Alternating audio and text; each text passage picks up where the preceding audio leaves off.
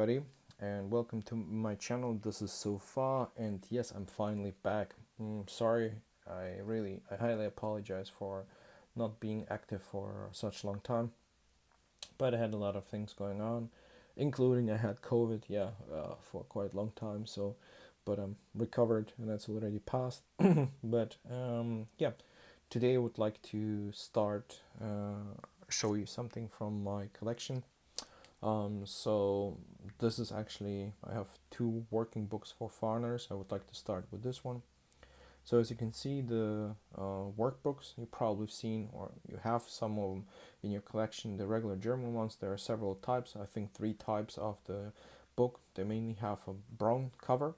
The green ones are for foreigners. So it has here saying Deutsches Reich, Arbeitsbuch für Ausländer. So it's basically working book for foreigners.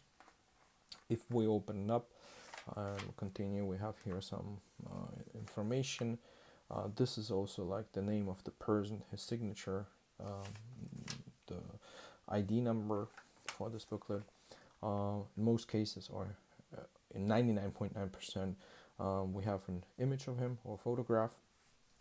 Then we have the actually where he was from, birth date, place of birth. Then citizenship, in this case, is unknown, and it says Pole, so it's Polish. And marital status is basically he was single. If we go on the second page, Heimatanschrift, so this is basically his home address, and the place of residence during the employment. So in this case is Dienstlagenlager Ziegeleinweg. Here's education. Probably he had something, but they didn't write it down, or he didn't provide it. Here it's actually also interesting. There's Berufsgruppe and Berufsart. These two. So basically these are the professional group and job type. So basically it's the identification. So they didn't write it down. They had numbers for it. It's the same like in the German Wehrpass or Sollbuch. They have also numbers for describing the position, etc., or wound, etc. There will be a different video on my Wehrpass collection as well. Here we can see this part is also interesting because this one was actually issued on the 28th of September 1944 in Wesel. And if we go to the next page, here we can see where he was working. So it's actually Ziegelei Lohberg and Gelsenkirchen. And if we take Gelsenkirchen and Lemberg or Lvov, it's roughly 1,400 kilometers difference or apart, so to his home place. And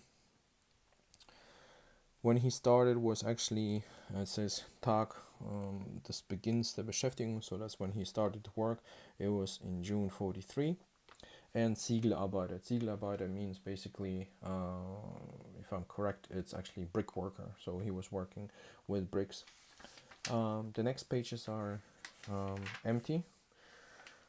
Some of them have a lot of entrances. It depends on where they work, etc. This one doesn't. So here on the back side you can see as well his signature. And let's go to the next one. The next one, it was actually given to a girl.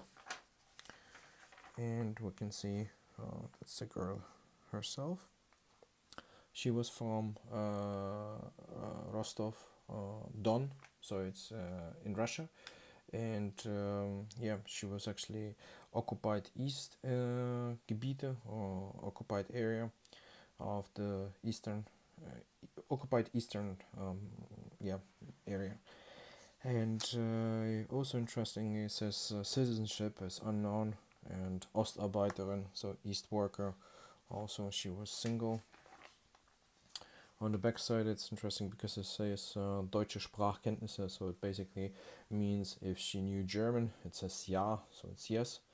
Her home address and the address basically of family members.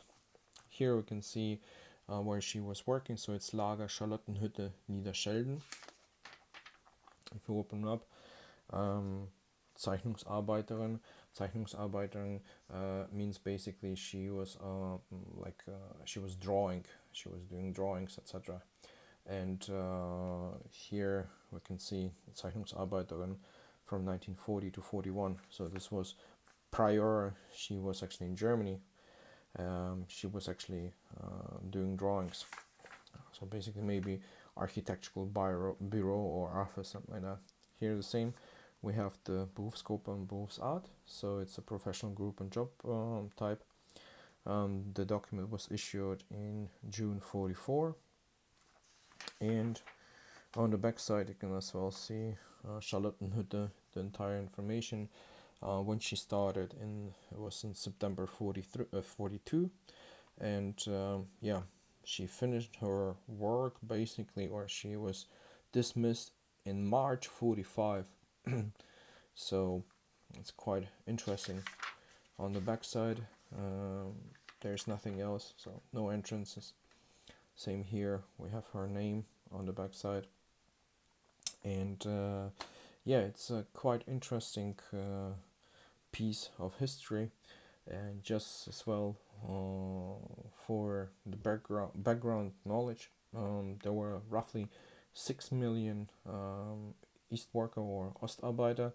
50% of them were mostly Soviets, so basically from Ukraine, Russia, Belarus. And yeah, they had a very hard destiny, because basically they actually went to Germany, or they were actually forced to go to Germany. Germans made they asked first people to go there, so they were volunteers. That's fact. But then they also forced a lot of people to Germany to work on farms, working for the military complex, and basically they had a very hard life. And after the war, women, especially girls, which actually worked on farms, etc., were very often raped. And yeah, there's also big statistics about that and so on. So it's a horrible story.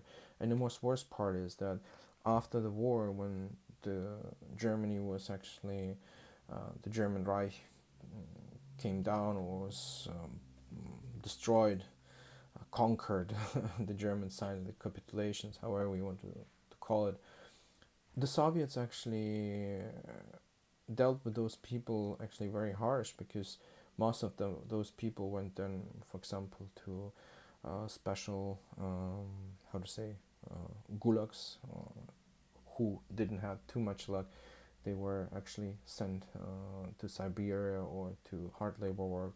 It really depended on, because not everybody, but if there were girls and so on, they were released after a first investigation, and they could actually go home. But other people were actually then interned, sent over to imprisoned, say so. So to have those pieces, yeah, it's history. It's a history. I see everything as part of world history.